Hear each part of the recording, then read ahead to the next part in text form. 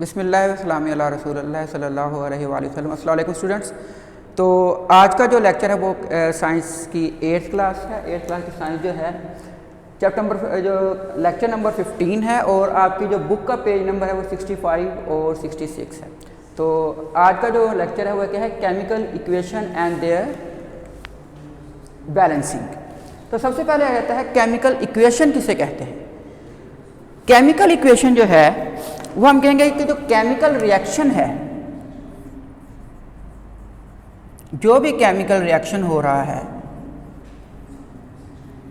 इसको हमने रिप्रेजेंट करना है किसके जरिए से,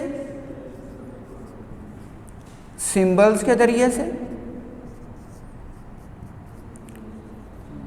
फार्मूलाई के जरिए से, और हम इसमें इस्तेमाल कर सकते हैं मुख्तलिफ साइंस। अब हमने कोई भी केमिकल रिएक्शन होगा तो उसके लिए हमें एलिमेंट के सिंबल्स आने चाहिए, कंपाउंड्स के फार्मूलाए आने चाहिए और कुछ साइंस के बारे में पता होना चाहिए। तो जब हम केमिकल रिएक्शन लिखेंगे तो उसमें क्या करेंगे, हम लगाएंगे, पहले लिखेंगे हम रिएक्टेंट्स। जैसे हम पहले पढ़ चुके हैं, रिएक्टेंट्स क्या होंगे, जो वो रिएक्ट करेंगे in the chemical reaction, the substance that react in chemical reaction. Reactants के बाद हम एक एरो का निशान लगाएंगे। ये एरो बताएगा कि ये ट्रांसफॉर्म हो रहे हैं, ये रीअरेंज हो रहे हैं, या ये केमिकली रिएक्ट होकर क्या बना रहे हैं। तो रिएक्टेंट से क्या बनते हैं, वो बनते हैं जो प्रोड्यूस होगी चीज़ वो कहलाएगी प्रोडक्ट। तो प्रोडक्ट और रिएक्टेंट्स के दरमियान हम किसका हम साइन लगाएंगे, एरो का साइन लगाएंगे। अब मिसाल के तौर पे अब हम एक छोटी सी एग्जांपल लेते हैं कि सल्फर एक एलिमेंट है और इसका सिंबल क्या है, एस। ये रिएक्ट करती है किसके साथ, ऑक्सीजन के साथ।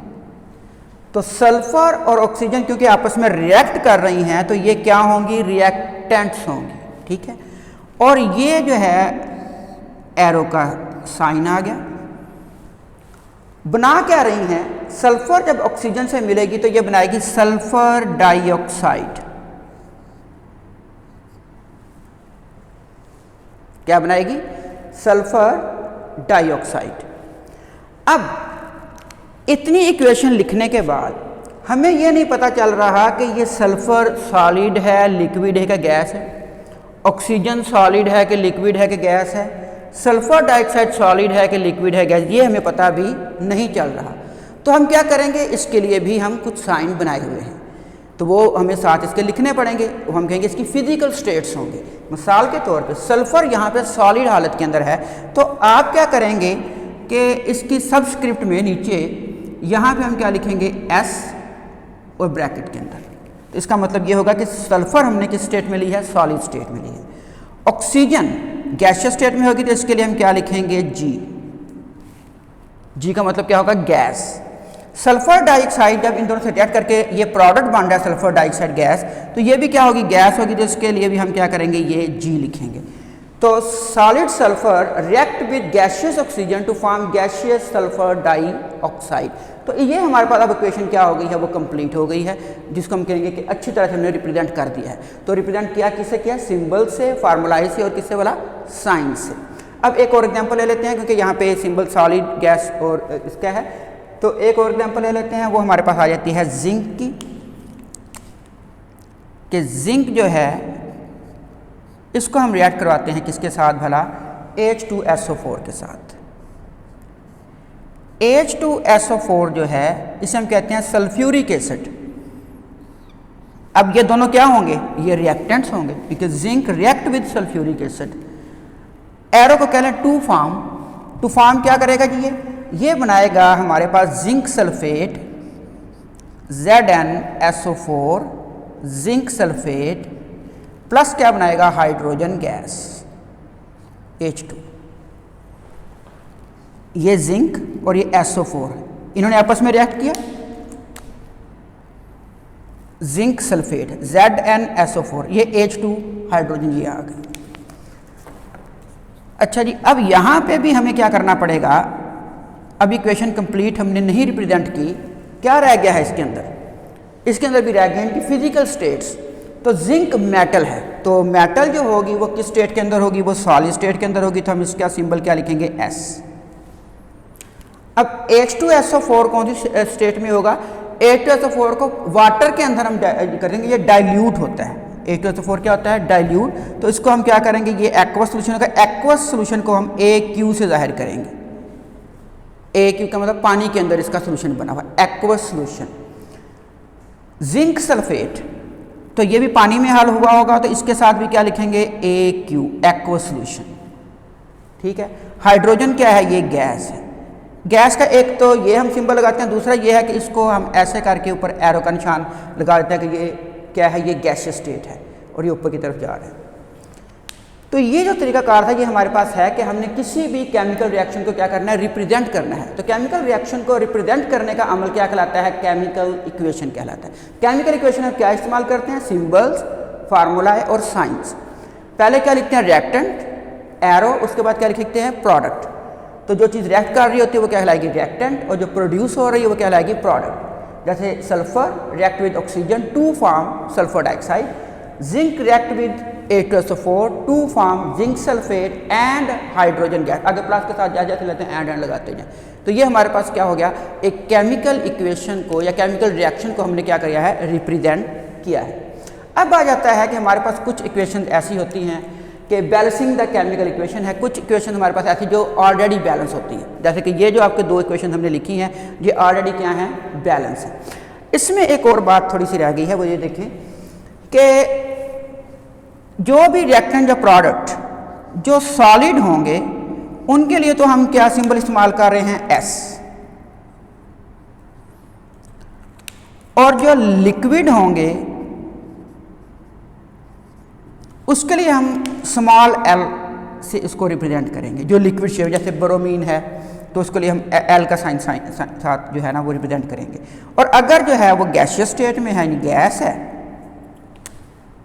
तो गैस को आपने भी देखा है हमने किससे रिप्रेजेंट किया है? G से रिप्रेजेंट किया। ये आ सकता है MCQs के तौर पे भी। और अगर आ जाए कि एक्वस सोल्यूशन है, वाटर का सोल्यूशन है, तो एक्वस सोल्यूशन के लिए हम क्या रिप्रेजेंट करेंगे? AQ, A और ये स्मॉल Q, ये सारे स्मॉल लेटर होंगे। अब आ जाते हैं बैलेंसिंग द केमिकल इक्वेशन। तो हमारे पास या तो इक्वेशन बैलेंस होती है या अनबैलेंस्ड होती है। अब ये जो दो इक्वेशन आपने लिखी हैं ये दोनों क्या हैं? ये बैलेंस्ड केमिकल इक्वेशन है। बैलेंस केमिकल इक्वेशन और अनबैलेंस केमिकल इक्वेशन में क्या फ़र्क है? तो पहले इसको देखना पड़ेगा। बैलेंस केमिकल इक्वेशन ये होगी जिसके अंदर हम कहेंगे नंबर ऑफ एटम्स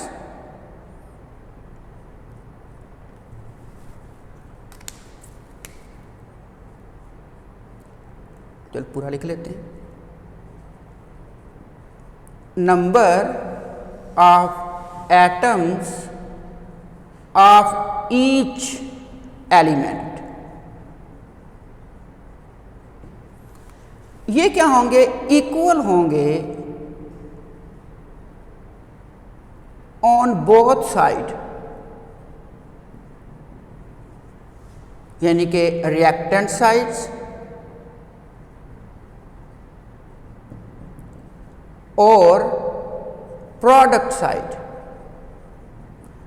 प्रोडक्ट और रिएक्टेंट साइड के ऊपर जो नंबर ऑफ एटम्स होंगे हर एलिमेंट के, वो क्या होंगे? वो बिल्कुल बराबर इक्वल होंगे। जैसे कि अगर हम इसी की एग्जांपल ले लें, सल्फर कितने हैं? ये 1 है, तो इधर भी सल्फर कितने हैं? 1 है। ऑक्सीजन यहाँ कितने हैं? 2 हैं, तो इधर भी कितने हैं? 2 हैं। तो ये इक्वेशन क्या है? बैलेंस्ड है। इस तरह जिंक कितने हैं? 1, इधर भी कितने हैं? जिंक है 1 है। हाइड्रोजन 2 हैं, तो इधर भी हाइड्रोजन कितने हैं? 2 हैं। सल्फर 1 है, सल्फर 1 ये 1 ही है। ऑक्सीजन 4 है, ऑक्सीजन क्या है? 4। ये भी क्या होगी? ये बैलेंस केमिकल इक्वेशन होगी। अगर वैसे आपने देखना चाहते हैं तो एक और एग्जांपल कर लेते हैं इसके अंदर से। तो वो हम कर लेते हैं कि HCl रिएक्ट करता है सोडियम हाइड्रो ऑक्साइड से। अब HCl भी क्या होगा? ये एक्वा सॉल्यूशन होगा। सोडियम हाइड्रोक्साइड ये भी एक्वा सॉल्यूशन होगा। और ये क्या बनाएगा, ये बनाएगा NaCl, NaCl और साथ क्या बनेगा, वाटर। तो ये भी यहाँ पे क्या होगा, एक्वा सोल्यूशन में होगा और वाटर जो है ये हमारे पास क्या है, लिक्विड स्टेट है। अब हम देखते हैं कि ये इक्वेशन बैलेंस है कि नहीं। अब आप ये देखें हाइड्रोजन, ये हमारे पास कौन सी साइड है, रिएक्टेंट साइड है, और ये हमारे पास कौन सी साइड है, ये है प्रोडक्ट साइड। अब दोनों तरफ हम देखेंगे, पहले हम देख लेते हैं हाइड्रोजन के एलिमेंट्स की तादाद। पूरा हाइड्रोजन लिख लीजिए, मैं सिर्फ सिंबल लिख रहा हूं। रिएक्टेंट में एक हाइड्रोजन ये है, एक हाइड्रोजन क्या है, ये है, तो कितनी हो गई हाइड्रोजन्स, 2 हाइड्रोजन्स। ठीक है, अब मैं किस में हाइड्रोजन देखूंगा, प्रोडक्ट के अंदर। तो प्रोडक्ट के अंदर आप देखें ये NaCl है, ये H2O, तो ये हाइड्रोजन है सिर्फ, और ये कितनी है, H2 का मतलब है ये 2 है, तो इधर भी कितनी है, 2 है। तो इसका मतलब ये इक्वेशन हाइड्रोजन जो है ये क्या है, बैलेंस्ड है। तो मैं इधर लिख देता हूँ बैलेंस, या इक्वल टू ही लिख लेता हूँ। तो 2 और 2 यानी कि रिएक्टेंट और प्रोडक्ट में हाइड्रोजन के एटम्स की तादाद क्या है, वो इक्वल है। अब हम आते हैं क्लोरीन की तरफ। ये क्लोरीन कितनी है जी, अब इसको मैं हटा देता हूँ ताकि दोबारा परेशानी ना हो। क्लोरीन 1 है। अच्छा जी, इधर मैं सिंबल लिख लेता हूँ बजाय पूरा नाम लिखने के, तो 1 है, ये मैं बाद में लिखूंगा। प्रोडक्ट जो है वहाँ भी क्लोरीन क्या है, 1 ही है। तो क्लोरीन दोनों तरफ क्या होगी, 1। ये भी दोनों तरफ क्या होगी, रिएक्टेंट और प्रोडक्ट में क्लोरीन के एटम की तादाद भी क्या होगी, बराबर होगी। अब हम लिखते हैं सोडियम को। तो सोडियम यहाँ भी कितनी है, 1 सोडियम है, और यहाँ भी सोडियम कितने, वो 1 है। तो इसका मतलब है कि सोडियम एटम्स की तादाद भी दोनों तरफ क्या है, वो बराबर है। अब किसकी बारी आ गई, ऑक्सीजन की। ऑक्सीजन यहाँ पे 1 है और इधर भी क्या है, 1 है, तो ऑक्सीजन एटम्स भी दोनों तरफ क्या हैं, वो बराबर हैं। तो हाइड्रोजन को हम पहले देख चुके हैं। तो अब क्या है कि दोनों तरफ तमाम एलिमेंट्स की तादाद क्या है, वो एक जैसी है, यानी हम कहेंगे इक्वल है। हाइड्रोजन भी दोनों तरफ 2-2 हैं, क्लोरीन भी दोनों तरफ 1-1 है, सोडियम भी दोनों तरफ 1-1 है, ऑक्सीजन भी दोनों तरफ 1-1 है। तो ये जो इक्वेशन होगी ये क्या होगी, ये बैलेंस केमिकल इक्वेशन होगी। अब क्या है कि अनबैलेंस केमिकल इक्वेशन क्या है, अनबैलेंस केमिकल इक्वेशन वो होगी कि अंदर हम कहेंगे number of atom of each element जो है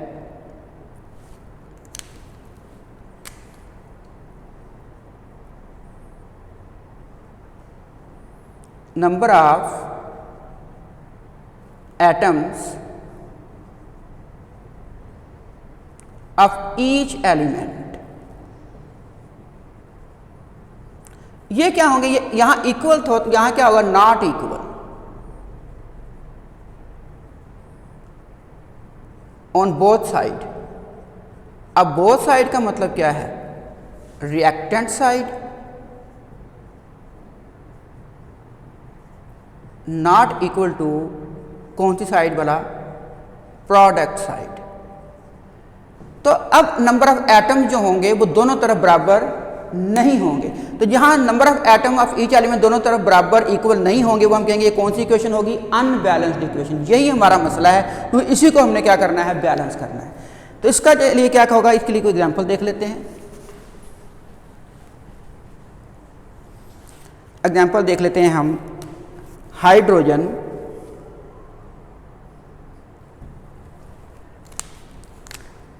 ये हाइड्रोजन है, ये क्लोरीन के साथ क्या करे, रिएक्ट करे, और ये बनाएगी हमारे पास क्या भला, HCl। क्या बनाएगी, HCl। अब हाइड्रोजन जो है ये कौन सी स्टेट के अंदर होगी, गैसियस स्टेट में। क्लोरीन भी गैस है, गैसियस स्टेट में। HCl भी शुरू में गैस होती है, बाद में से वाटर में मिक्स करेंगे तो फिर AQ लिखा जाएगा, तो जो पहले बनेगी वो गैसियस स्टेट ही होगी। अब हम देख लेते हैं कि ये इक्वेशन बैलेंस है कि नहीं है। तो अब हम लिखेंगे, पहले यहाँ पे लिखते हैं, ये क्या चीज़ है जो इस तरफ, एरो के इस तरफ क्या होते हैं, रिएक्टेंट्स, और एरो के इस तरफ क्या होते हैं, प्रोडक्ट्स। चलें जी, अब हम एक एक एलिमेंट शुरू करते हैं। पहला एलिमेंट क्या है? हाइड्रोजन। तो मैं सिंबल बना लेता हूँ बजाय पूरा लिखने के। अब मुझे देखना है कि हाइड्रोजन कितने हैं। एच के साथ ये क्या लिखा हुआ है? 2। तो इसका मतलब है रिएक्टेंट के अंदर हाइड्रोजन एटम्स की तादाद क्या है? वो 2 है। प्रोडक्ट के अंदर अब क्या नजर आ रहा है आपको? एक हाइड्रोजन नजर आ रहा है। इसका मतलब प्रोडक्ट में हाइड्रोजन एटम्स कितने हैं? 1। तो अब क्या लिखें? इक्वल टू तो नहीं लिखते थे, इसका इस साइन का मतलब क्या है? इज नॉट इक्वल, ये अनबैलेंस्ड है। हाइड्रोजन क्या हो गई? अनबैलेंस्ड है। अब देखते हैं क्लोरीन। क्लोरीन जो है वो रिएक्टेंट के अंदर कितनी है? ये Cl, ये 2 लिखा हुआ है। अगर आपको शायद वो नजर ना आए, ये 2 है, Cl2। तो इस क्लोरीन रिएक्टेंट्स के अंदर इनकी जो मिकदार है, नंबर्स है, वो 2 है, जबकि प्रोडक्ट्स के अंदर क्लोरीन क्या है? वो 1 है। तो ये भी क्या है? Not equal. तो ये जो जिसके अंदर हम कहेंगे कि रिएक्टेंट्स के एटम्स की तादाद और प्रोडक्ट्स के एटम की तादाद जो है एलिमेंट के, वो एक जैसी नहीं होगी, उससे हम कहेंगे ये इक्वेशन क्या है? अनबैलेंस्ड इक्वेशन है। अनबैलेंस्ड इक्वेशन को अब क्या करेंगे? हम बैलेंस करना सीखेंगे। अब बैलेंस करने के लिए क्या करना पड़ेगा इसे? इसके लिए एक मेथड है। तो अगली क्लास में तो आपने 2-3 मेथड पढ़ने हैं। एक ऑक्सीडेशन मेथड है, एक ट्रायल एंड एरर मेथड है। आपने यहाँ पे जो मेथड इस्तेमाल करना है वो मेथड है ट्रायल एंड एरर मेथड।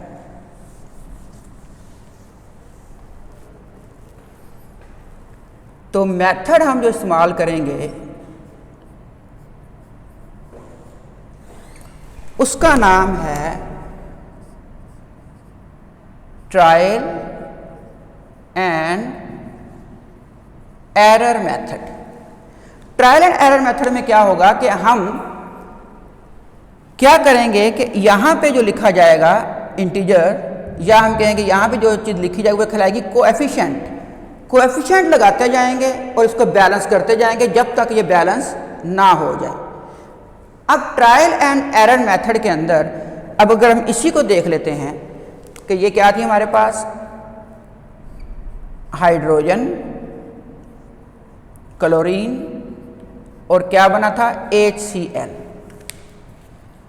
तो हमने कहा था हाइड्रोजन इधर 2 है, क्लोरीन भी 2 है, लेकिन इधर HCl जो है वो उसमें हाइड्रोजन की मिकदार भी 1 है, क्लोरीन की मिकदार भी 1 है। तो अब हम क्या करेंगे? इसको बैलेंस करने के लिए हम यहाँ पे कोएफिशिएंट लगाएंगे। अब कोएफिशिएंट जो है वो आपने कहाँ लगाना है? वो यहाँ पे लगाना है। ये मैंने 2 क्या लगाया? ये कोएफिशिएंट लगाया। इस तरीके से करने से क्या होगा कि हाइड्रोजन यहाँ 2 हैं, इधर क्या होते हैं? रिएक्टेंट्स, और यहां पे क्या होते हैं? प्रोडक्ट्स। अब यहां पे हाइड्रोजन कितने हो गए? ये 2 हैं, और यहां पे ये कितने हो गए? यहां भी 2 है, क्योंकि 2 मल्टीप्लाई हो रहा है। ठीक है, यहां पे हम अंडरस्टूड करेंगे 1 है, तो 2 1 नॉट 2। अच्छा जी, क्लोरीन जो है यहां पे 2 है, और यहां कोएफिशिएंट लगाने की वजह से क्लोरीन की मिकदार भी कितनी होगी? 2 हो गई। तो अब ये इक्वेशन जो है ना, ये प्रोडक्ट और रिएक्टेंट में एलिमेंट्स के एटम्स की तादाद दोनों तरफ क्या हो गई है? वो एक जैसी हो गई है। तो इसे हम कहेंगे कि ये कौन सी इक्वेशन बन गई है? ये बन गई है बैलेंस्ड इक्वेशन बन गई है। तो बैलेंस्ड इक्वेशन बनाने के लिए हम क्या करते हैं? कोएफिशिएंट लगाते हैं। अच्छा, अब यहाँ पे एक और बात देखनी है, वो ये है कि आप सिर्फ और आपके पास इख्तियार जो है वो कोएफिशिएंट लगाने का है। आपने फार्मूला चेंज नहीं करना।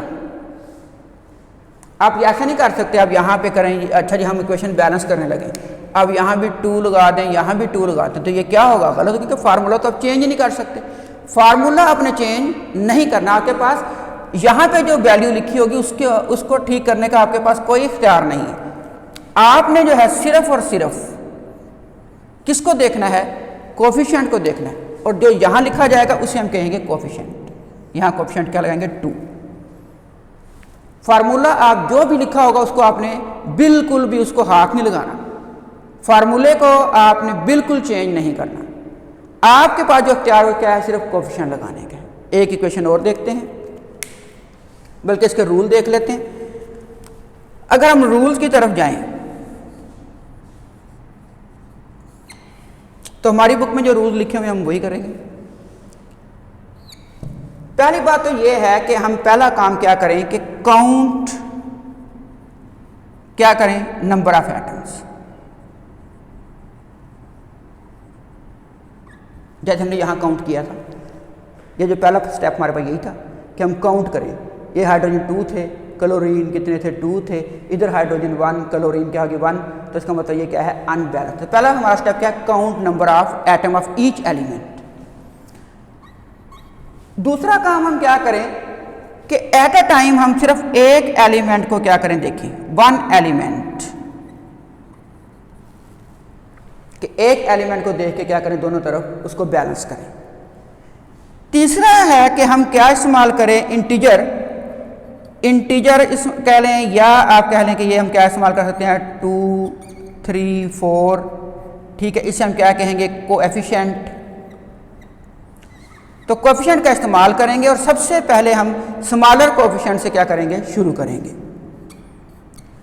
फोर्थ बात ये है कि अब एक दफ़ा हम इक्वेशन बैलेंस करेंगे तो हो सकता है बैलेंस ना हो, तो इस मेथड को क्या किया जाए, ऊपर वाले मेथड को हम क्या करेंगे, दोबारा रिपीट करेंगे और रिपीट करते चले जाएंगे जब तक कि इक्वेशन क्या ना हो जाए, बैलेंस ना हो जाए। फिफ्थ काम ये है कि हमने जो इसके अंदर होंगे ना डाई एटॉमिक, डाई का मतलब क्या है 2, जो 2 एटमों से मिलके बने हुए हों, ऐसे हमारे पास एलिमेंट, जैसे कि हाइड्रोजन है H2, Cl2, तो 2 एटम से मिलके बने हैं। डाई एटॉमिक मॉलिक्यूल्स को हम क्या करेंगे, सबसे एंड पे इसको क्या करेंगे, बैलेंस करेंगे। तो एक इक्वेशन आज बैलेंस करते हैं, उसके बाद हम क्या करेंगे, बाकी हम अगले लेक्चर में देखेंगे, ठीक है। सिर्फ एक इक्वेशन और करते हैं।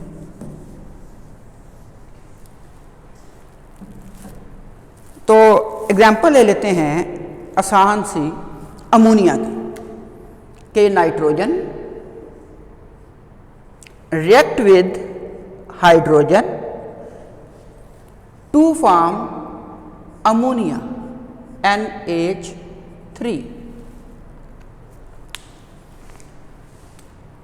नाइट्रोजन जो है ये भी गैस है, हाइड्रोजन भी क्या है, ये भी गैस है, और अमोनिया जो है ये भी क्या है, गैसियस स्टेट में है।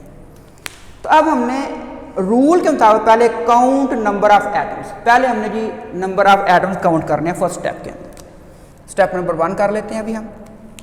तो अच्छा जी, इधर जो होते हैं एरोस इस तरफ, उसे हम क्या कहते हैं, इसके नीचे ही लिखें रिएक्टेंट्स, और एरो के इस तरफ क्या होगा, प्रोडक्ट्स। तो पहला काम क्या करना है, काउंट नंबर ऑफ एटम्स। तो पहले हम कर लेते हैं जो पहले नंबर पे यहां पे है नाइट्रोजन। तो नाइट्रोजन जो है इधर कितने हैं, रिएक्टेंट्स के अंदर ये क्या लिखा 2, तो रिएक्टेंट्स के अंदर नाइट्रोजन की जो मिकदार है वो कितनी है, 2 है। प्रोडक्ट के अंदर हम यहां नजर आ रहा है ये तो 1 है, तो ये क्या हुई, नॉट इक्वल। तो इसका मतलब ये हुआ कि ये क्या है, अनबैलेंस्ड है। दूसरे नंबर पे हम देखते हैं हाइड्रोजन।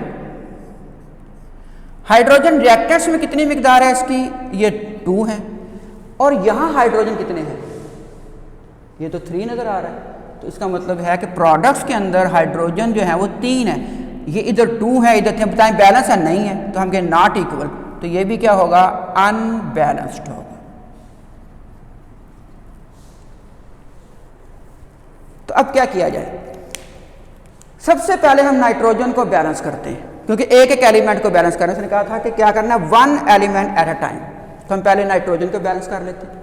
नाइट्रोजन कितने हैं, रिएक्टेंट्स के अंदर 2 हैं, और प्रोडक्ट के अंदर क्या है, 1। अच्छा, 1 को किससे मल्टीप्लाई करें कि 2 आंसर आए, 2 से मल्टीप्लाई करेंगे, 2 1 और 2। इसका मतलब ये हुआ कि यहां पे मुझे कोएफिशिएंट जो लगाना है वो क्या है, 2 है। तो सेकंड स्टेप में मैं क्या कर लेता हूं, एक नाइट्रोजन को बैलेंस कर रहा हूं। तो अब क्या करते हैं जी, nitrogen N2 plus H2 arrow. अब मैंने यहां कोएफिशिएंट लगा दिया, कोएफिशिएंट क्या है, 2। इसके बाद NH3। अब मैंने एक स्टेप कर लिया है।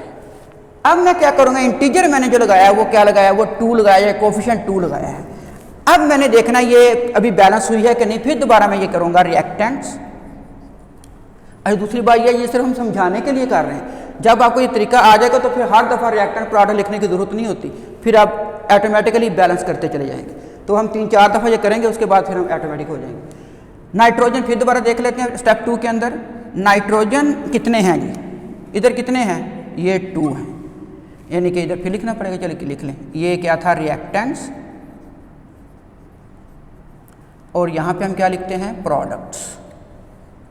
अच्छा नाइट्रोजन पहले देख लेते हैं, नाइट्रोजन कितने हैं 2, प्रोडक्ट कितने हैं, प्रोडक्ट के अंदर भी नाइट्रोजन अब कितने हो गए हैं, 2 हो गए हैं। तो ये तो हो गया नाइट्रोजन, तो क्या हो गई, बैलेंस्ड। अब आ जाते हैं हाइड्रोजन की तरफ। हाइड्रोजन जो है यहां पे रिएक्टेंट के अंदर कितने हैं, 2, और जबकि प्रोडक्ट के अंदर, अब देखें प्रोडक्ट के अंदर ये होगा कि ये जो यहाँ पे हमारे पास होगा ना, यानी कि जो भी नंबर होगा उसको आपने मल्टीप्लाई करना है कोफिशिएंट के साथ। 3 को 2 से मल्टीप्लाई करें, 3 2 आर क्या होगा, 6, हाइड्रोजन 6 हो गए, इसका मतलब इट इज नॉट इक्वल, ये क्या हो गया, अनबैलेंस्ड।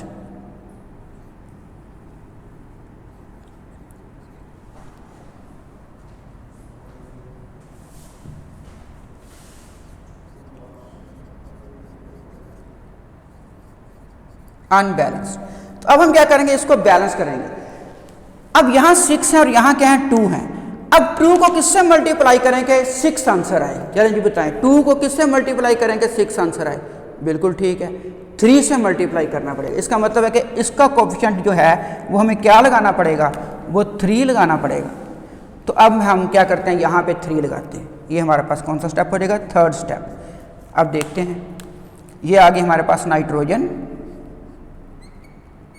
प्लस यहाँ पे क्या लगाना है हमने, 2 को किससे मल्टीप्लाई करना है कि 6 आए, 3 से, तो कोफिशिएंट यहाँ पे क्या आ जाएगा, 3,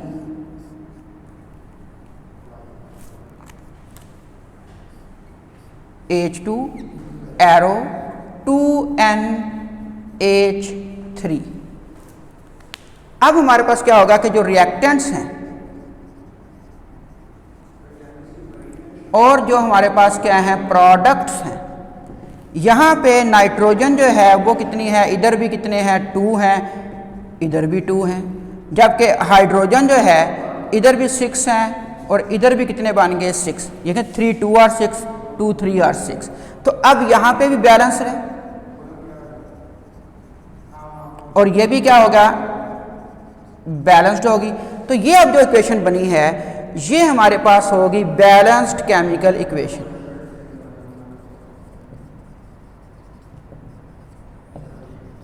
और ये जो मेथड हमारा है ये कौन सा है, ट्रायल एंड एरर मेथड।